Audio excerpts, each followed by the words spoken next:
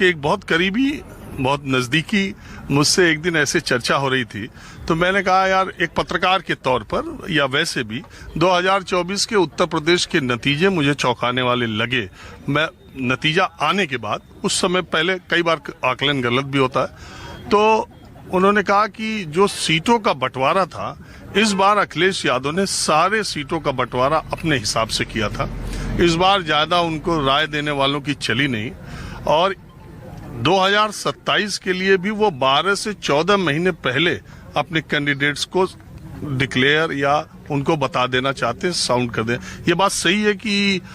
24 के चुनाव में आपने ही सारे टिकट डिसाइड किए, एक, और दूसरा 27 के विधानसभा का आप एक साल पहले टिकट डिक्लेयर करने के बारे में ऐसी कोई रणनीति है? लोकसभा की तैयारी, ये प्रिपरेशन, ये सही है, बहुत पहले कर दी थी। हम लोगों का भी राजनीति में कितना समय गुजर गया, 24-25 साल, तो कम से कम ये अनुभव, ये जानकारी तो हुई है, तय जरूर किए हैं, लेकिन बहुत सारे लोगों से चर्चा करके, कई बार लोग चुपचाप लिख करके सुझाव देते हैं।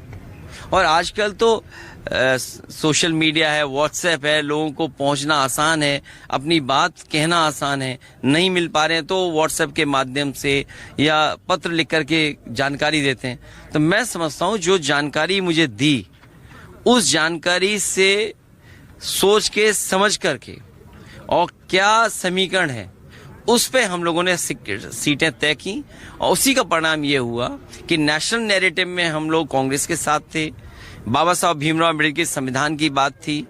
और फिर पीडीए की रणनीति जिसमें टिकट डिस्ट्रीब्यूशन था, उसी का परिणाम यह है कि समाजवादी पार्टी और कांग्रेस नंबर 1 पर यहां रहे,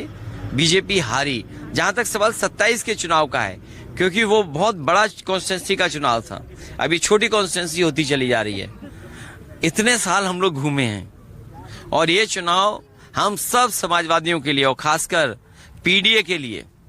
और खासकर उन लोगों के लिए जिन्हें अभी तक संविधान ने रक्षा की है, संविधान जिनके लिए संजीवनी रहा है, उनके लिए बहुत महत्वपूर्ण चुनाव है। इसलिए एक एक सीट पर समीक्षा करके, जानकारी करके, राय मशवरा कर करके, और बीजेपी जो अपनी रणनीति बनाती है